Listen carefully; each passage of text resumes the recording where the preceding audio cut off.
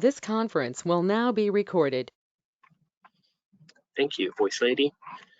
All right, let's jump into EIV income discrepancies.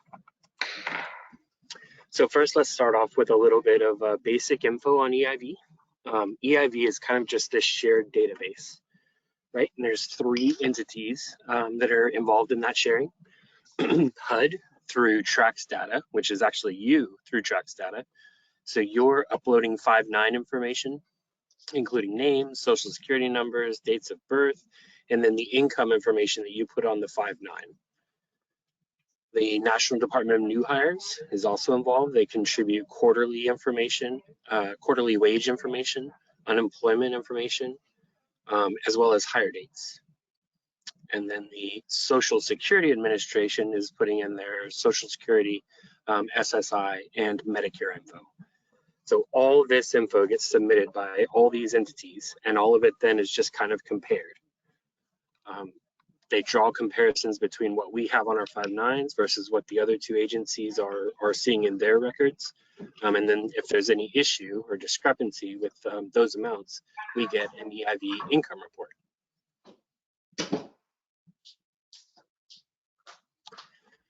So what is an EIV income discrepancy? It will occur when the last full certification, so we're not talking about TMs, move-outs, gross rents, UTs, we're only talking about move-ins, ARs, IRs, and ICs. When the amount reported on those certifications differs by more than $2,400 annually, and differs between what we have and what HUD and the National Department of New Hires has, then there's going to be an income discrepancy. The $2,400 annually comes from the requirement for residents to report increases in cumulative income that exceed $200, right? So if your income increases by more than $200 a month, you have to report that. And so that's where the line is drawn. Anything above that amount, we're going to get an income discrepancy report. It's crazy to believe that if we're trying to calculate income annually moving forward, that we're going to get it exactly right to the dollar based on what does end up happening. That doesn't happen, and it shouldn't, and it's not going to result in a discrepancy. The only thing that will result in a discrepancy if it's above 200 more per month or less than 200 more per month. Those are the only times you're going to see those discrepancies. And we're not talking about total income. There's only certain things that can contribute, right? When we looked at that triangle chart, nowhere in there was some agency that reports family contribution or child support, right? It's only these specific sources: business, federal wages, military, non-federal, unemployment, social security, and SSI. So those are the only income sources that are contributing to an income discrepancy report. Questions so far? Some tentative nods. All right. I think I'm doing better than your dentist team.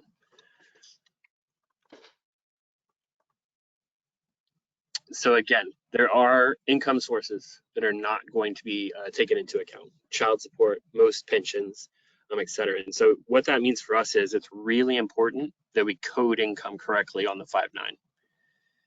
If we call something child support that's actually Social Security, that's really probably going to result in an EIV income discrepancy. Because if it's Social Security and we call it child support, EIV doesn't know to look for it.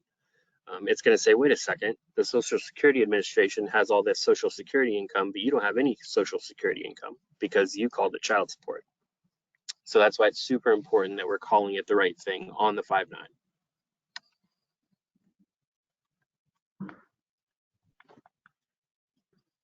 It's also important to keep in mind that while you're researching the discrepancy, it doesn't mean necessarily anyone did anything wrong. It's an imperfect comparison, which we're going to see here in a second. It doesn't mean just because you have an income discrepancy, the tenant did something wrong, you did something wrong. It very well could just be a case of timing, identity theft, who knows, right? So let's talk about the period of income. You see this on the EIV income discrepancy report, and this is really the crux of solving this discrepancy. It all comes down to this. What is the period of income discrepancy? It's a 12-month period, always.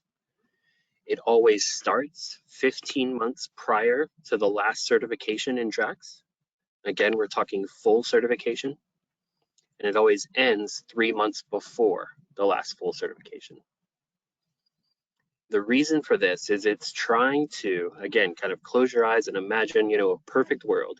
It's trying to say that, if you did an AR last year, you would have started 3 or 4 months early.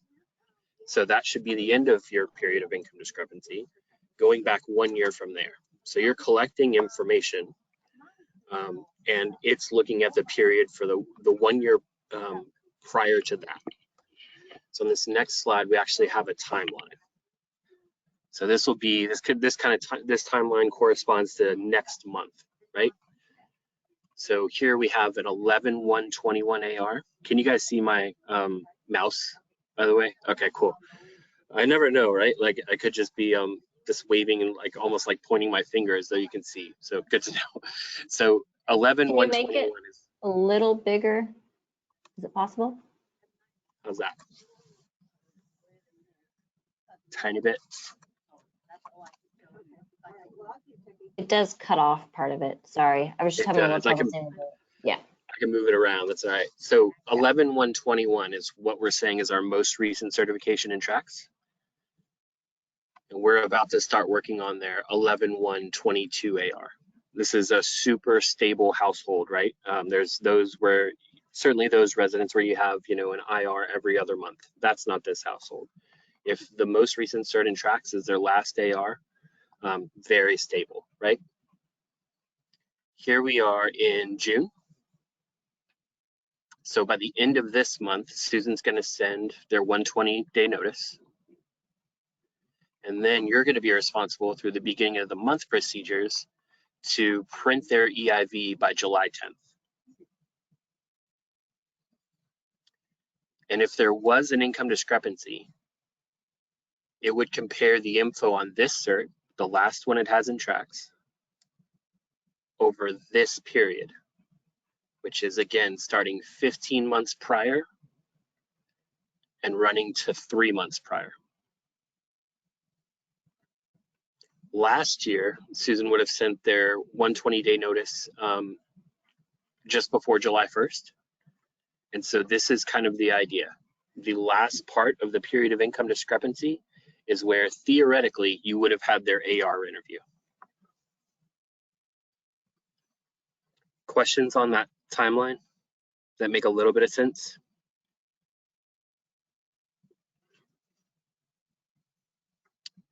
Seeing some head nodding, some furrowed brows. Monica, Dean, is that clear? Okay.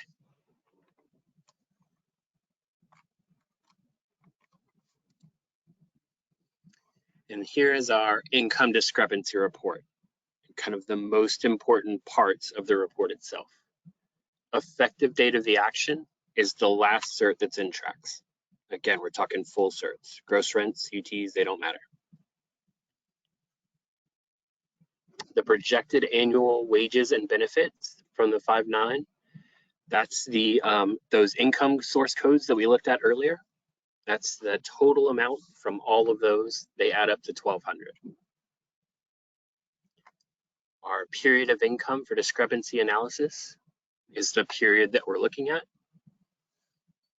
And then we have two comparisons, which we'll explain here in a minute, of what the discrepancy is.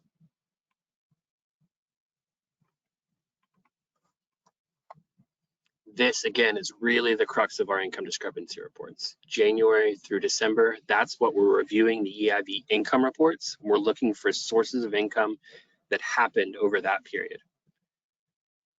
Once we have those, then we're looking back in Laserfish and saying, okay, what 5/9s do I have over this period? Were these things reported? Is there an explanation as to why it's not on my most recent 5/9, but is showing in this period in EIV? That's our job in solving the discrepancy. Brian, does an income Yes, ma'am. discrepancy ever leave the EIV? And if so, like maybe three ARs prior to the one that it displayed on the discrepancy? So your period of income for discrepancy analysis is always going to bump around depending on when your most recent cert in tracks is.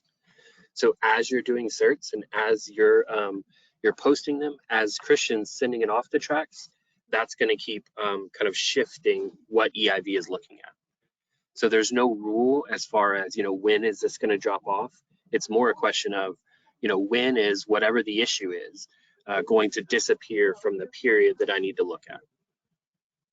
The good thing is once you solve a discrepancy once, you've already got all the info you need.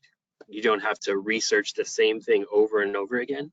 If you're seeing the same discrepancy and you've already got notes from last year, great. We'll just make a note on our EIV income discrepancy report this year saying, see last year, see this employment source, et cetera. That answer your question? Cool.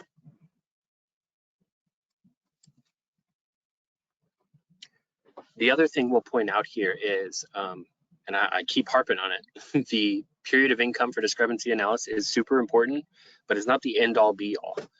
It doesn't mean, okay, 12/31, everything after that I can ignore, because that's the only thing. You can ignore it for the purpose of solving your income discrepancy, but you have to still review and make sure, if it's a job that was never reported, it's not like we just stop things at 12/31, 2021 in this example. When did they actually stop? We need to correct certs all the way through, create new certs as they're needed.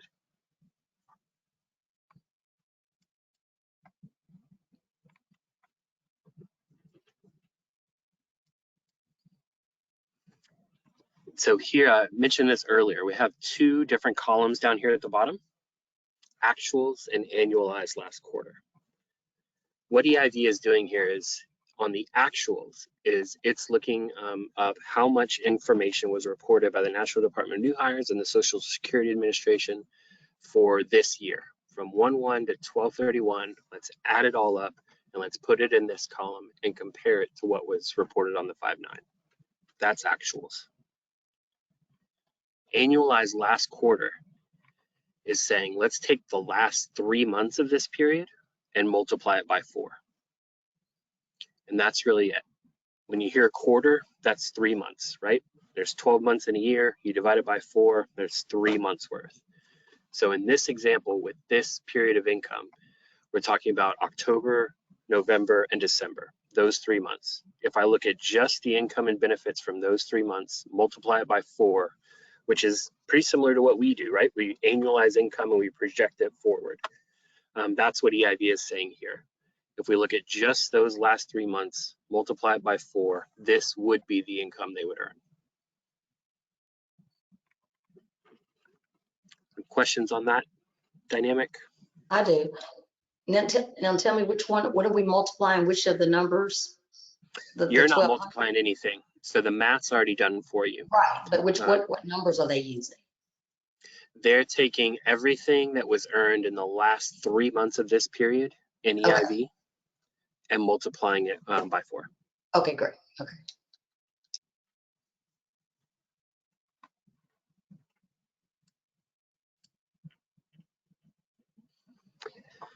And so this is, when I look at this report, this is kind of the internal dialogue. This is what I'm telling myself.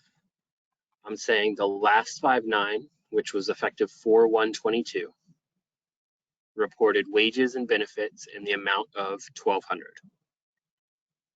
But EIV shows the household earned $10,000 from January 1st through December 31st of 2021.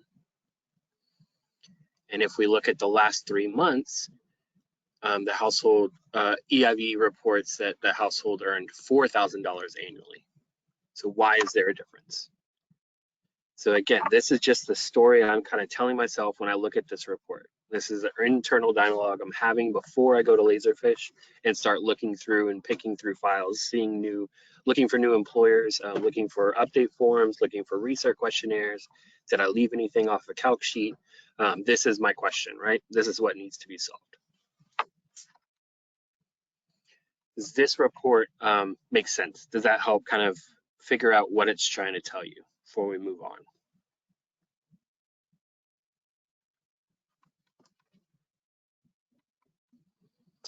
All right. And so here are the 4 types of income discrepancies as I'm defining them. You won't find this in the handbook. This is kind of the 4 categories that we can put things into.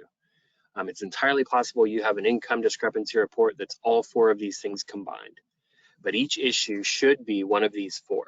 And the basic ones will only be one of the 4. So we have previous known update, we have property data entry or verification error, tenant misreporting, and then third-party data entry errors or identity theft. Those 4 categories. The first 2 of which we can figure out just by looking at the file. We don't need the resident's input on either of those. The 3rd and 4th, we're gonna have to start asking some questions, sending off some verification forms and seeing what else may be going on.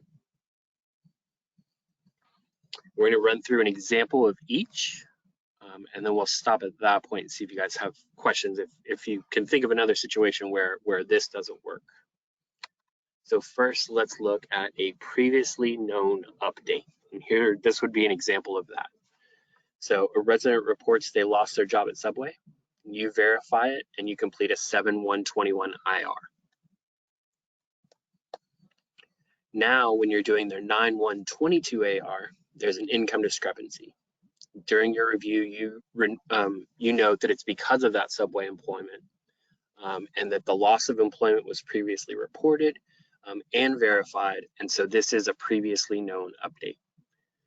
Just as we saw when we were looking through the EIV income discrepancy reports before, we're a lot of time looking at a recent 5/9 compared to a period of income analysis that was before it, and so that period of income just hasn't caught up with the 5/9 itself.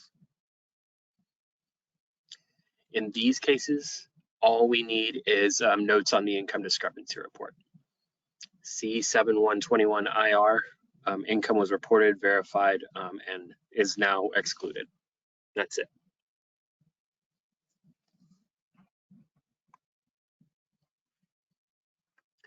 Looking at a data entry or verification example.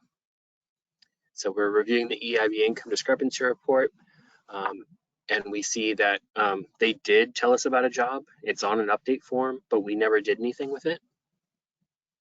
We'll have to verify that income. We'll have to go back and do retroactive certs, but the resident isn't responsible for the increase that would result. So in our file, we need the income discrepancy report with the notes, and then any new or corrected 5/9s. And then we'll be doing sending our CD an adjustment ticket to reverse off that increase until the resident can be given a 30-day notice of an increase.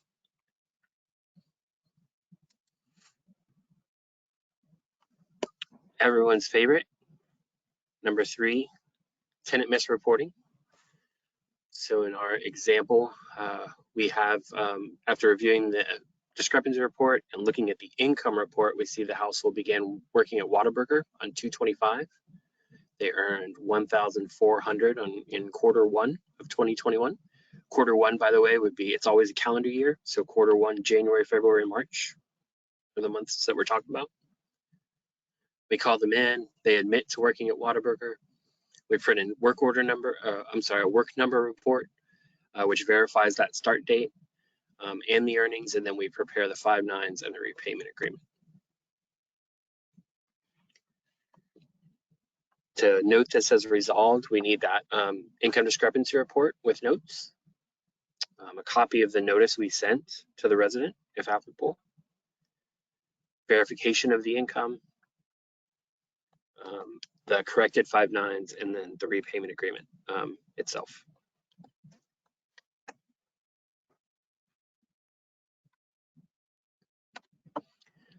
Lastly, the third-party data entry or identity theft error. So we review the income discrepancy report. The resident comes in and meet with us, and they say they know nothing about this income. We send a third-party verification form. and they come back and say, yeah, that name doesn't match any social we have. And so it's concluded that it's identity theft. In this case, we need a copy of the discrepancy report, the notes, the notice that we sent to the resident, verification,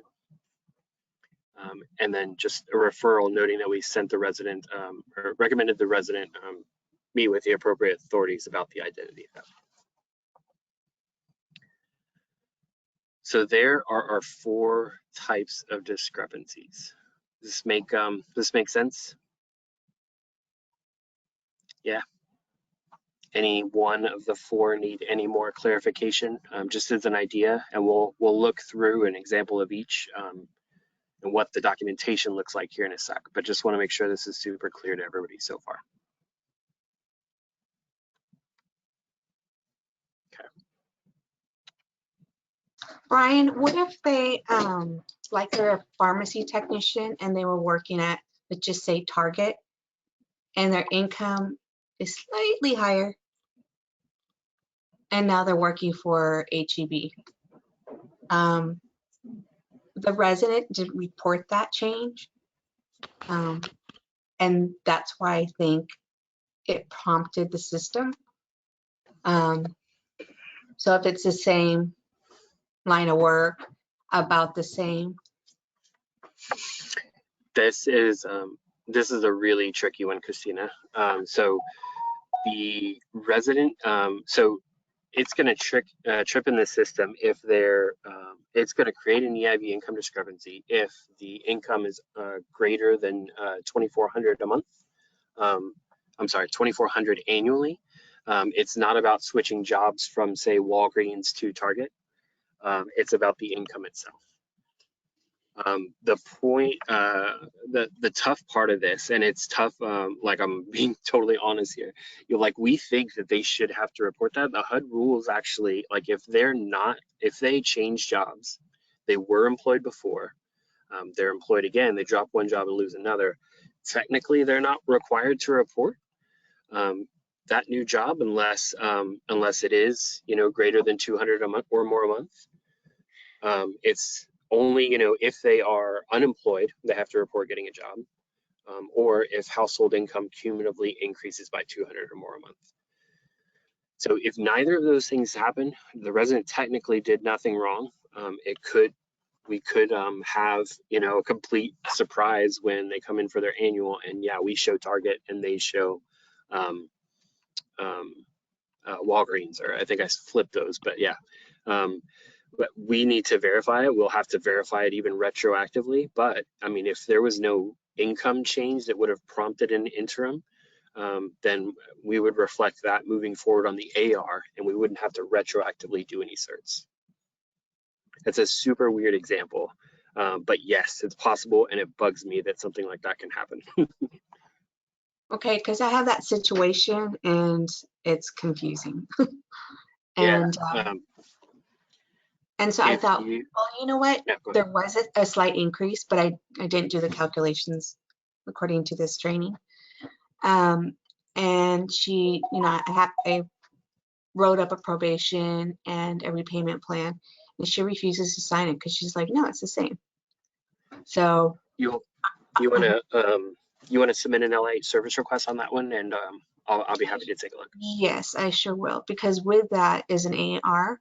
So she won't sign the AR without, she's not going to sign the AR.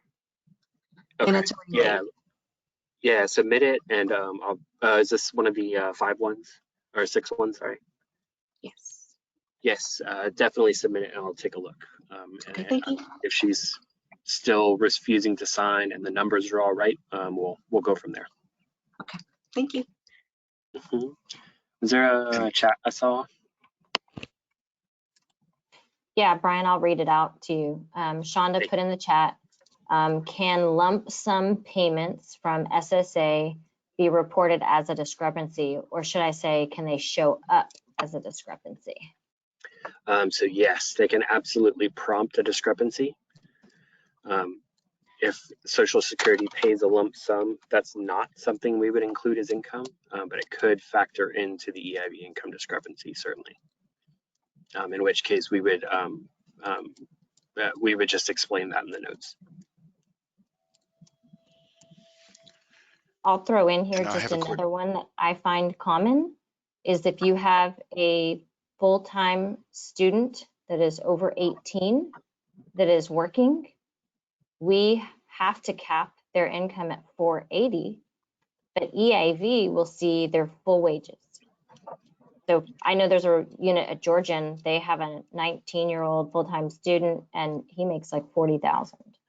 So every time there's a discrepancy, but that would be a previously known issue. It was reported, it was verified, and we know we cap at 480. So it's just about putting it down again. That's a good tip because I never thought of that.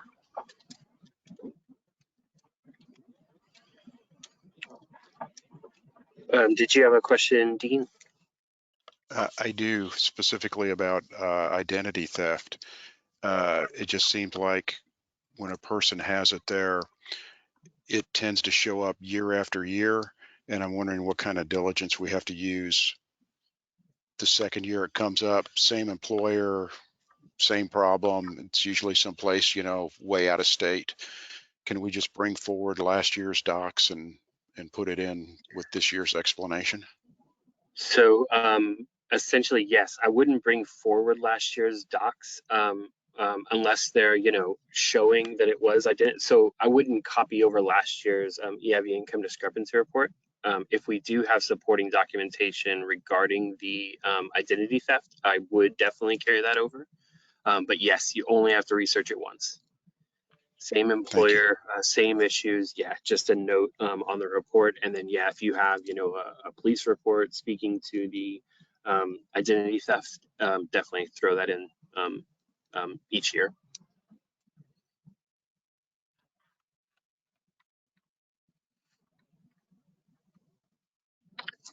Okay, so let's start looking at some more concrete examples, at least examples with documentation. So we have here Ron Turner. He moved in October of 2019, and we're about to start working on his 10/1/22 AR, and there's an EIV income discrepancy. So he moved in 2019. He's got a couple ARs under his belt, and now we're looking at the 2022 AR. Here is his EIV income discrepancy. I think the main takeaways here are that we report no wages or benefits, right? The 5/9 has nothing that falls into any of those income categories. The period of income is July 1st through June 30th of 2021. EIV is seeing actual income in the amount of 10,000, and then annualizing the last quarter, they're seeing 4,000. So we'd have to assume that Ron hasn't had any IRs, or if they have, they've been very recent because the last cert that Trax has, the effective date of action is 10/1/21.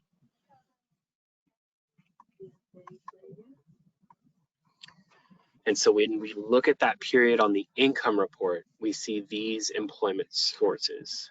AAA from Q3 of 2020 through Q2 of 2021. We see these wages each quarter like clockwork. When we start going through the file, we see this VOE from AAA. And we see presently employed, no. The separation date was May 6th, 2021. Is that a start date of 6/6/18? 6/12/18, yeah. Oh, wow. This is higher date. Working. That's a consistent job, right? So we know this ended. It ended May 6th, which is before the period of our discrepancy analysis ends. But sorry, right in the middle of our period of income, but it's way before our last cert. So he stopped working. He was done working by this point. So EIV is looking at the 5/9 and saying, okay, there's 0 on there. but it's looking at this period and say, wait, no, he earned all this income over this period. And while that's true, we already know he stopped working. We already have it verified in the file. We don't need any other follow-up other than to notate the report. So this is a previously known issue. Household reported their income. We verified that it stopped. It's just that EIV hasn't quite caught up yet to the zero income, to the period where he wasn't earning any income. So this would be our note on the income report. Employment previously verified to have ended. We've got our little arrows showing which employers we're talking about. On our EIV income discrepancy report, here's our note, previously known issue, AAA employment verified to have ended prior to POI. So I have notes here on the income report and the income discrepancy report. It is much, much more important to have notes on your EIV income discrepancy report. That should always be the case. We should never see an EIV income discrepancy report without notes. I find that this is helpful for me, especially when things get really complicated and you have 6 different employers you're looking at. You can kind of start chipping away. Like, okay, this was reported. I already knew about this. What is this? I need to figure out who this even is. So the notes I find, again, on the income report are more to help me. The notes on the income discrepancy report are mandatory. Susan and Pia will come get you if they're not on here. Guilty. I fixed it though. All right, number 2. Wendy Thompson, she wants to add on her granddaughter. Doesn't matter why we're doing an IR, we have to print the EIV income reports, and this one turned up an EIV income discrepancy report.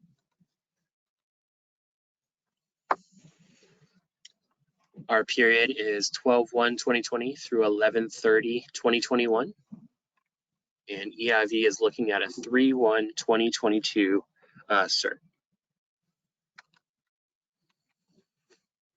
We see Alamo Burgers.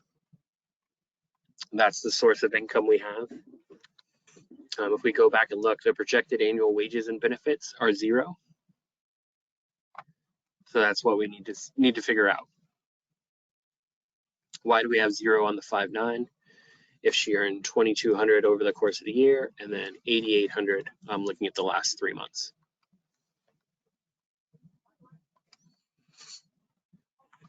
We see that she did report it on her AR. It was on the recert questionnaire. We just didn't add it to our calc sheet. We forgot, we slipped our mind. And so we're gonna have to go back and correct that cert and any subsequent certs and add that income to all her 5/9s, all of which will result in an adjustment ticket. We'll have to write off the difference for as long as that employment income is on there, or until we're able to give her a 30-day notice of rent increase.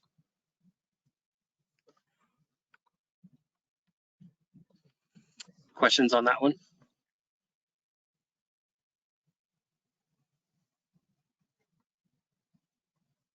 Okay.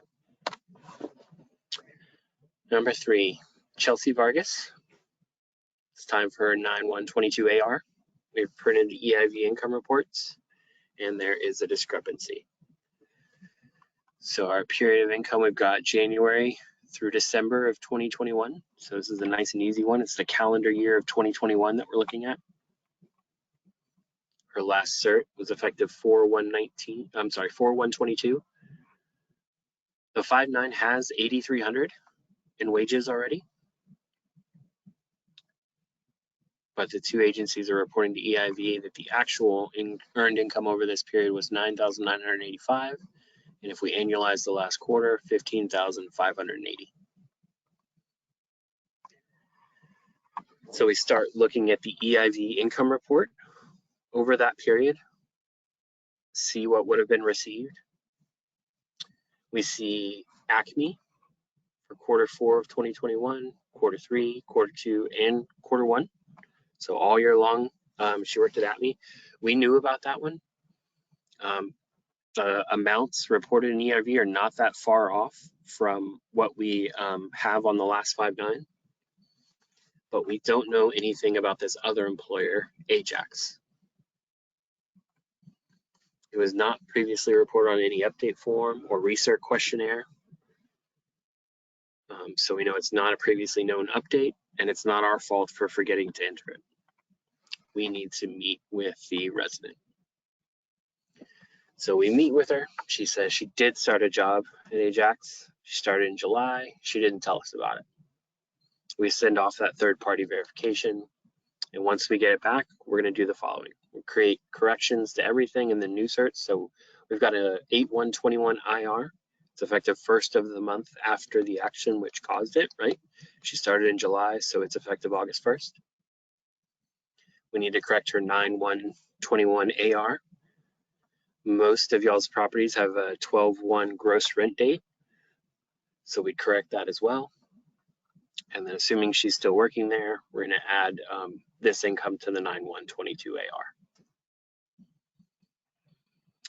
And I'll just note, it really doesn't matter in terms of what we do next, whether she says, oh, yeah, I worked there, I just forgot to report it.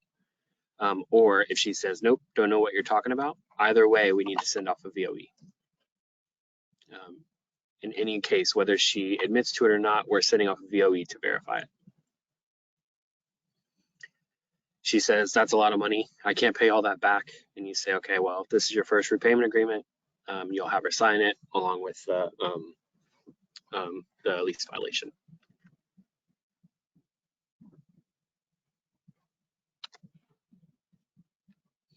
Here's our notes on the EIV income report. Oh, Brian, quick question. I thought they will be automatically placed on probation, not a lease violation. Correct if I'm wrong. You're probably right. That's John's area, and Nancy's nodding, so I'm sure you're right.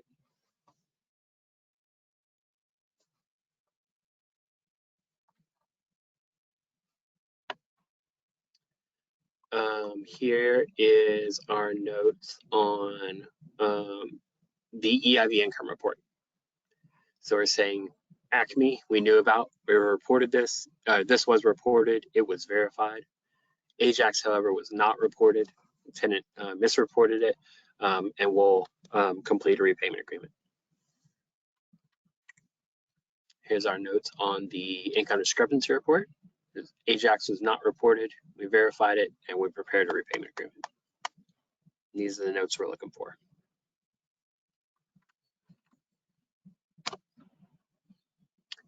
Number 4, Jonathan Torres. Where are you getting these pics? So we're gonna go, Veronica. I think up a name and then I Google image search that name, and the most interesting one I find, that's who I choose. And I love Jonathan Torres so much. I love this photo. Jonathan is my favorite. He really is. You need to make him your profile pic on chats. Maybe I will. So we're working on his September 2022 AR. So actually, that first picture, John Turner, is like 15 years old from a presentation that SHCC gave, like, I don't even know, 2009-ish maybe. Yeah, the two people who put the presentation together, one's Danielle Garcia, who's like, I don't know, an undersecretary at HUD at this point, and the other is Bill Craner, who is pretty high up at TDHCA, so pretty funny small world.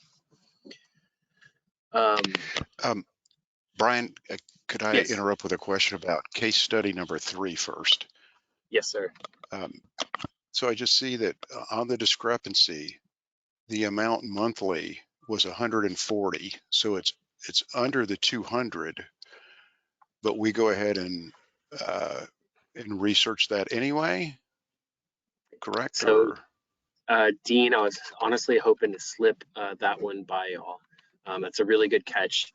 I was very careful with my numbers on case study number 1. I made sure they added up exactly as they should.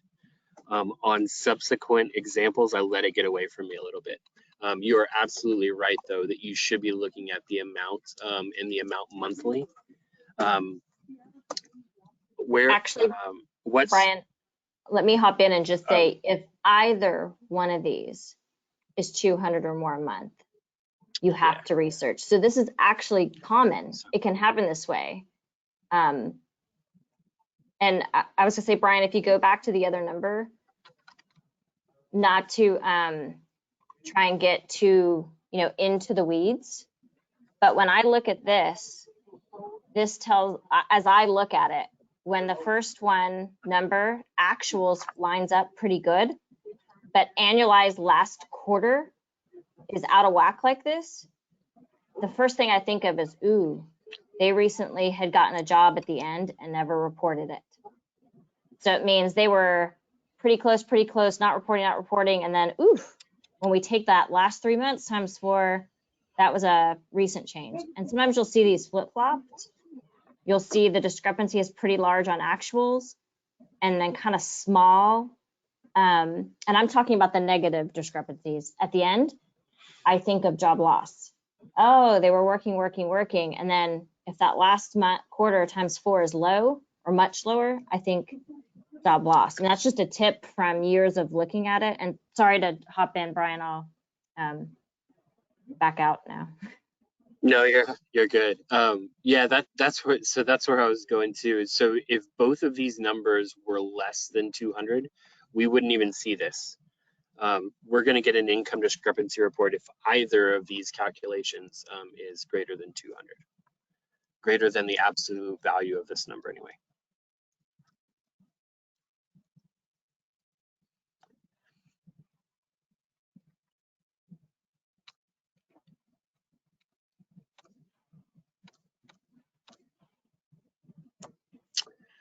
So Jonathan, period of income, we've got June 1, 2020 through May 30th, 2021.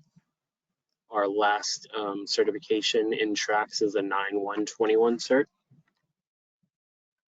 Again, I think these numbers are about the same, right? So yeah, the real issue in this one, hypothetically, is the annualized last quarter. We see his Social Security income, and this lines up $698 a month pretty well with what's on his income discrepancy report. 698 times 12 is right around 8,300 bucks.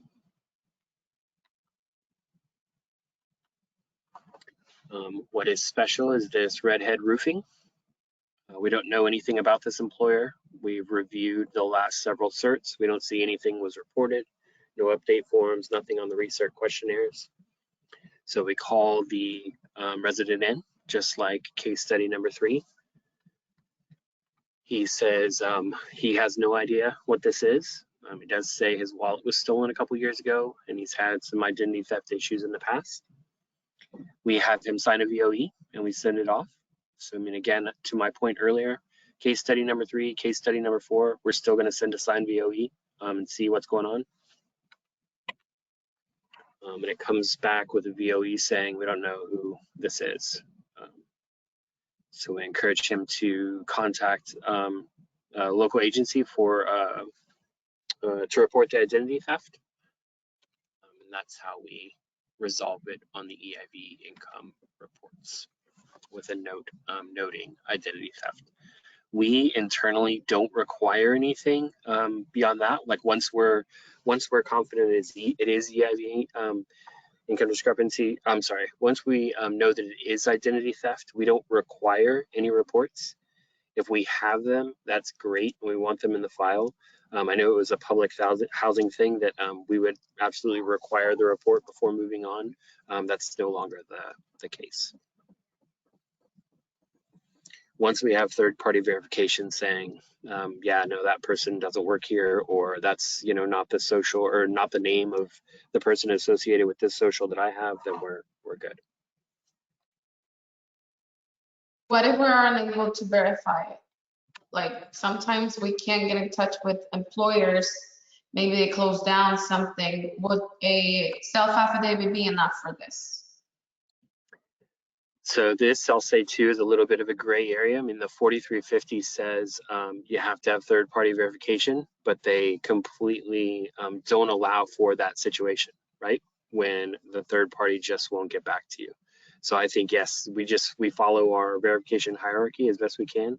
If the next thing up, so I mean, again, we've tried the work number, we've tried sending off a VOE, we've tried calling, nothing works, then self-affidavit is next.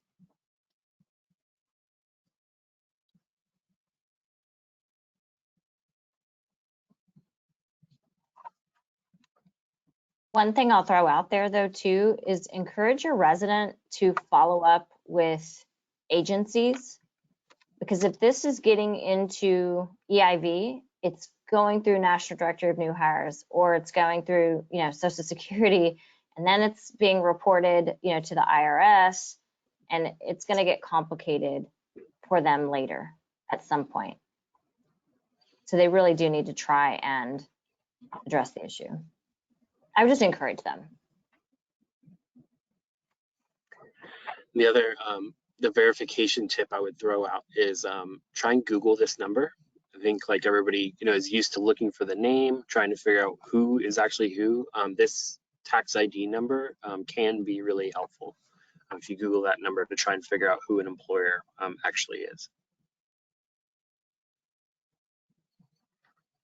Hey, Brian, I just wanted to touch on, so with identity theft, if there is different employers, you have to verify every single employer, right? Correct. And if they have provided like a police report or something like that, you still need to send a VOE if the employer's on the report, right? I didn't catch the last part. So you can't just put like a police report or something like that in the file instead of verifying employment. Yes, correct. But again, to Sandra and Dean's question earlier, you've only got to do that once. So if we have the the VOE from last year and or police report, then we're solid. Yeah, so per employer. Yes. I just wanted to clarify. So Thank you. can I speak? So I'm understanding that even though the resident has a police report saying, hey, I have identity theft, we still need to contact 10 different employers and verify that it's identity theft if it's the first time that's happening. Is that what you're saying? Even Yes. with a police report? Yes. What's the purpose of that police report then? And we're still having to do this work. I'm just wondering, because I remember with a police report, that's all we needed. We didn't have to verify 10 jobs. But now you're saying we have to verify 10 jobs and police report if it's the first time. It's further, just further documentation that further documentation that there was identity theft. But we still have to verify with the third party source. That's HUD's requirement. And if there's 10, it sucks, but that's how it goes, unfortunately. So a simple police report just says, I mean, just being devil's advocate. I go and work and I just file a police report. A police report said I filed, it doesn't mean that it's true. Mm-hmm. I just say, yeah, identity theft. And just. I mean, it means that the resident has filed the report with the police, but HUD's charge to us is you have to use this system in its entirety, which includes verifying income for anytime income is reported for your household members. I'm sorry, Brian. Sorry, y'all. You were cutting off. So I thought you mentioned before that a police report is not required, but the verification of employment, it's a must. Now I'm getting all confused. So we do require both police report and verification of employment. No, we always require the verification of employment if it's on EIV. We do not require a police report. If we have it, that's great. Put it in the file, and it further supports the fact that it was identity theft, but it's not required. All right, that's what I thought. Thank you. Yep. I wanted to circle back, Jasmine, to what you brought up. And so I'm in the fraud policy, and you're 100% correct. So when a resident fails to report and we are doing a repayment agreement, with that repayment agreement is a 12-month probation. So really, those go hand in hand. You're prepping a repayment agreement, prep your probation. They go together. Because that's what we've been doing, and since he's the least violation, I'm like, oh, then I'm doing something wrong. Nope. So, No, you're 100% right. I just pulled it up and I'm reading it right here. First offense, HUD overpaid subsidy, 5,000 or less, 12-month probation, repayment agreement. Over 5,000, eviction, repayment agreement. Yeah. Second offense, while already on probation, determined eviction, repayment agreement. Second offense after probation, less than, yes, there's that whole chart. So just, again, first time, repayment agreement, probation, hand in hand. You're spot on. Sorry for leading you astray. I'm trying to. Any other questions?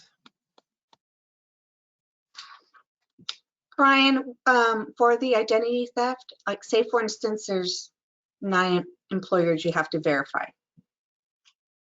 Would you,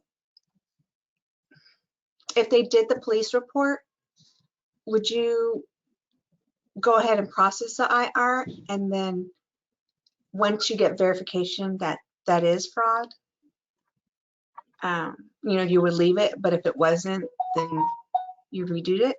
No? So that's a good question. I'm glad you brought it up, Christina. So Only whether you're doing an Only Go ahead. because sometimes doing that, it takes like more than a month.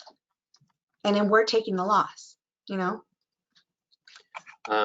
It does. So and just to lay out HUD's requirement, right? And there's a couple different things at play here. One is with IRs and ARs, HUD requires that we just address the discrepancy within 30 days. I hear and understand and agree with everything you're saying, though, that sometimes it takes longer than 30 days. What I would be careful of is processing any cert, be it AR or IR, if you don't know that a discrepancy, sorry, I'm going to struggle with the wording here.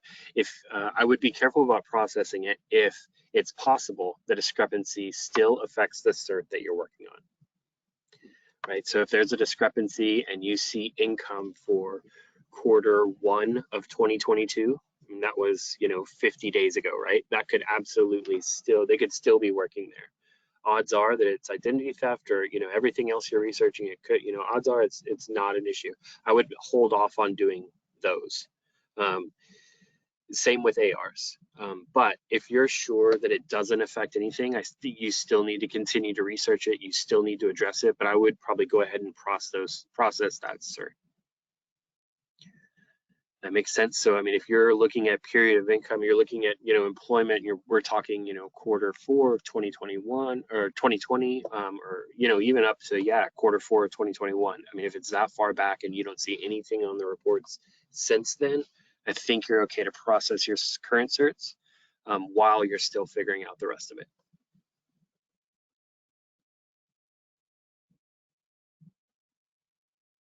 even though we might have to do corrections later on once we receive the other verification of employment, because they might overlap, correct?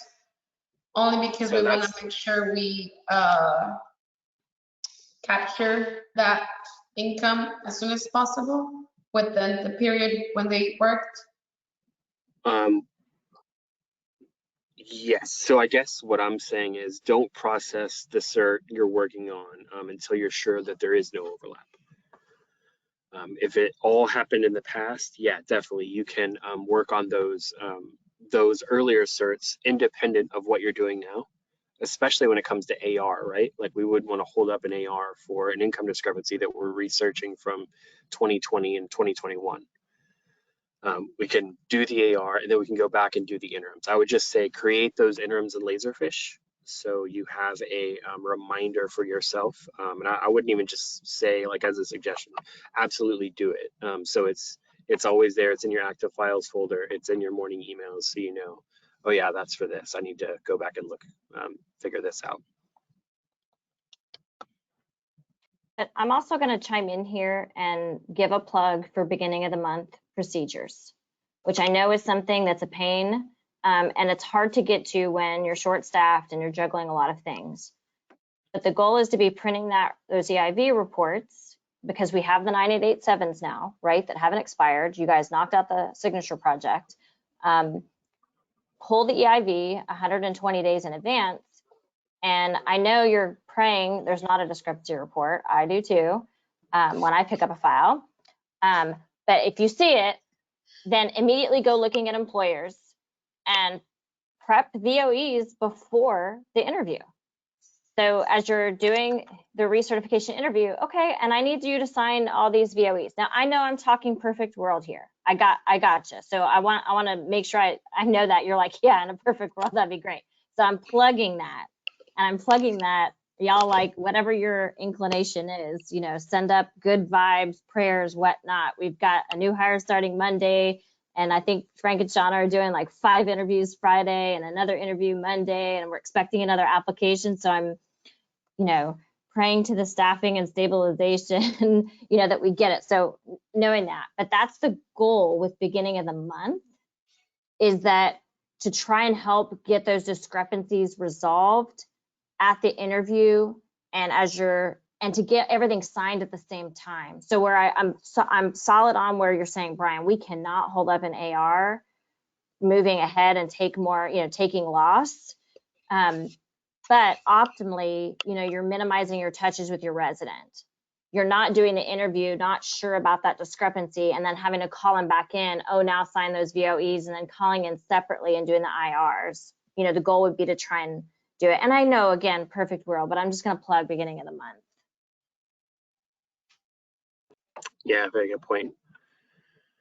We have a couple more minutes for questions, but I just want to put this out there that we hope to do something like this every month, moving forward. We, you know, the continuing education side, if we don't, you know, set aside time to talk about stuff like this, it just gets harder and harder, right? So if you have a topic you want to talk about, something you want us, anyone to train on, throw that in the chat real quick. You can always just send me a chat message later, LIH requests, whatever the case may be. That being said, any other questions? Maybe next time we should go to the second part of this, which is preparing the repayment agreement. I mean, just a suggestion. Okay. That's a good That's a idea. good one.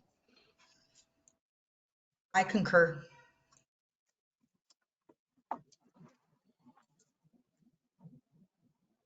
Thank you for this training, B. It was very, very good, very informative. I've be honest, it's income discrepancies are one of my least favorite things to do.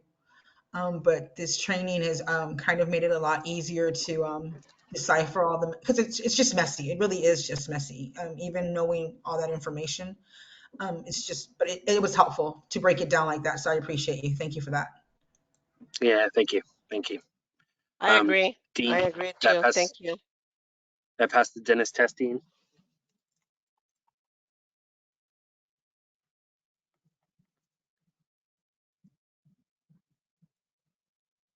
You're everyone's go. favorite dentist. Yes, it's better than the dentist now. That's all I was hoping for. All right. Well, thanks, guys. We appreciate it. I like the repayment agreement idea. I mean, barring anything crazy coming up, that's what I'll plan on for next month. And we'll do it again. And not to freak you guys out, I think everybody here accepted the invite. There were some people who rejected the invitation. So I think I'm going to resend it out to everyone and make it clear. It's a recurring meeting. If you can't make one, no big deal, but don't reject it. Otherwise, you won't ever see it again. So didn't want to surprise y'all with, hey, what changed? I'm probably just going to resend it out to everybody so everybody has it. Cool. All right, thanks again, you guys. LH service requests, I'll plug it again. If anything comes up, you want to look at one, questions, let us know. All right, Thank you. Thanks, B. thank you guys. Bye.